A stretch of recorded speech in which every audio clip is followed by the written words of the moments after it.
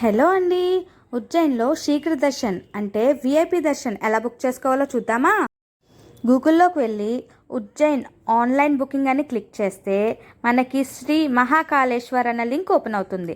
ఆ లింక్ని క్లిక్ చేస్తే వెబ్సైట్ ఓపెన్ అవుతుంది. భస్మహారతి, శీఘ్ర దర్శన్, గర్భాగార దర్శన్, పూజ అలాంటివన్నీ రకాల ఇన్ఫర్మేషన్స్ ఈ వెబ్సైట్లో లభిస్తాయి. మీకు శీఘ్ర దర్శన్ కావాలి కాబట్టి దాన్ని శీఘ్ర దర్శన్ అని క్లిక్ చేస్తే మీ డీటెయిల్స్ అడుగుతుంది.